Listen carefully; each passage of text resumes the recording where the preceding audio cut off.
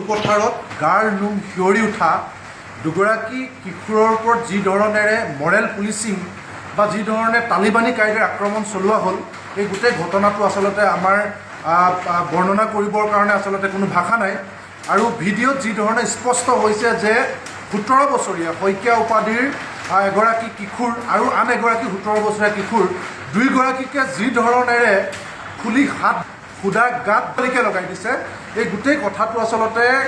নিন্দা জনাবৰ কাৰণে আমাৰ কোনো ভাষা নাই গতিকে এই ঘটনাৰ লগত জড়িত প্ৰতিগৰাকী ব্যক্তিক তাৎক্ষণিকভাৱে আমি গ্ৰেপ্তাৰ কৰিবৰ কাৰণে দাবী জনাইছোঁ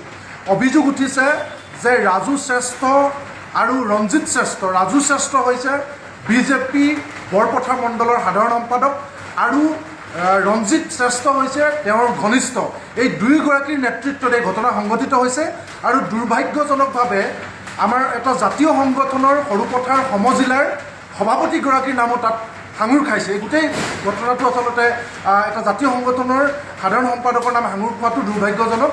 আৰু আমি শুনিবলৈ পাইছোঁ যে ৰাজু শ্ৰেষ্ঠ আৰু ৰঞ্জিত শ্ৰেষ্ঠ কেৱল বিজেপিৰ বিশ্বজিৎ ফুকন ডাঙৰীয়াৰ ঘনিষ্ঠ হোৱাৰ কাৰণে তেওঁলোকৰ ওপৰত পুলিচে বিহিত ব্যৱস্থা ল'বৰ কাৰণে সাহস কৰা নাই আন ঠাইত আমি দেখিছোঁ যে এই ধৰণৰ মৰেল পুলিচিঙৰ ঘটনাত পুলিচে নিজাববীয়াকৈ গোচৰ ৰুজু কৰে আৰু তাৎক্ষণিকভাৱে গ্ৰেপ্তাৰ কৰে কিন্তু এনেকুৱা ধৰণে দুগৰাকী কিশোৰ যি দুগৰাকী কিশোৰে এতিয়া যোৰহাট মেডিকেল কলেজত জীৱন মৃত্যুৰ সৈতে যুঁজি আছে তেওঁলোকৰ অৱস্থা অতি সংকটজনক তেনে অৱস্থাত কিন্তু কেনেকৈ আচলতে ৰাজু শ্ৰেষ্ঠ আৰু ৰঞ্জিত শ্ৰেষ্ঠক এতিয়াও পুলিচে গ্ৰেপ্তাৰ কৰা নাই আমি তাৎক্ষণিকভাৱে এই তিনিওজন কালপিতক গ্ৰেপ্তাৰ কৰি কঠোৰতকৈ কঠোৰতম শাস্তি বিহিবৰ কাৰণে দাবী জনাইছোঁ আৰু ইয়াত যাতে বিশ্বজিৎ ফুকন ডাঙৰীয়াই কোনো কাৰণত যাতে তেওঁলোকক বচাব নোৱাৰে সেই ব্যৱস্থা কৰিবৰ কাৰণে আমি পুলিচক দাবী জনাইছোঁ পথাৰত গাৰ নোম শিয়ৰি উঠা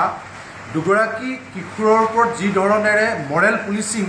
বা যি ধৰণে তালিবানী কায়দাৰ আক্ৰমণ চলোৱা হ'ল এই গোটেই ঘটনাটো আচলতে আমাৰ বৰ্ণনা কৰিবৰ কাৰণে আচলতে কোনো ভাষা নাই আৰু ভিডিঅ'ত যি ধৰণে স্পষ্ট হৈছে যে 17 বছৰীয়া শইকীয়া উপাধিৰ এগৰাকী কিশোৰ আৰু আন এগৰাকী 17 বছৰীয়া কিশোৰ দুয়োগৰাকীকে যি ধৰণেৰে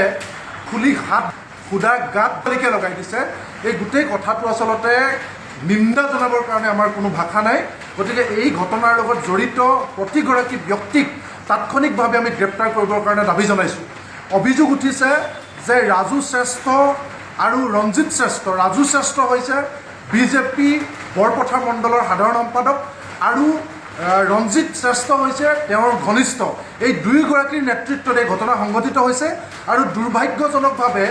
আমাৰ এটা জাতীয় সংগঠনৰ সৰুপথাৰ সমজিলাৰ সভাপতিগৰাকীৰ নামো তাত সাঙুৰ খাইছে এই গোটেই ঘটনাটো আচলতে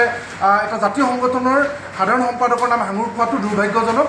আৰু আমি শুনিবলৈ পাইছোঁ যে ৰাজু শ্ৰেষ্ঠ আৰু ৰঞ্জিত শ্ৰেষ্ঠ কেৱল বিজেপিৰ বিশ্বজিৎ ফুকন ডাঙৰীয়াৰ ঘনিষ্ঠ হোৱাৰ কাৰণে তেওঁলোকৰ ওপৰত পুলিচে বিহিত ব্যৱস্থা ল'বৰ কাৰণে সাহস কৰা নাই আন ঠাইত আমি দেখিছোঁ যে এই ধৰণৰ মৰেল পুলিচিঙৰ ঘটনাত পুলিচে নিজাববীয়াকৈ গোচৰ ৰুজু কৰে আৰু তাৎক্ষণিকভাৱে গ্ৰেপ্তাৰ কৰে কিন্তু এনেকুৱা ধৰণে দুগৰাকী কিশোৰ যি দুগৰাকী কিশোৰে এতিয়া যোৰহাট মেডিকেল কলেজত জীৱন মৃত্যুৰ সৈতে যুঁজি আছে তেওঁলোকৰ অৱস্থা অতি সংকটজনক তেনে অৱস্থাত কিন্তু কেনেকৈ আচলতে ৰাজু শ্ৰেষ্ঠ আৰু ৰঞ্জিত শ্ৰেষ্ঠক এতিয়াও পুলিচে গ্ৰেপ্তাৰ কৰা নাই আমি তাৎক্ষণিকভাৱে এই তিনিওজন কালপিতক গ্ৰেপ্তাৰ কৰি কঠোৰতকৈ কঠোৰতম শাস্তি বিহিবৰ কাৰণে দাবী জনাইছোঁ আৰু ইয়াত যাতে বিশ্বজিৎ ফুকন ডাঙৰীয়াই কোনো কাৰণত যাতে তেওঁলোকক বচাব নোৱাৰে সেই ব্যৱস্থা কৰিবৰ কাৰণে আমি পুলিচক দাবী জনাইছোঁ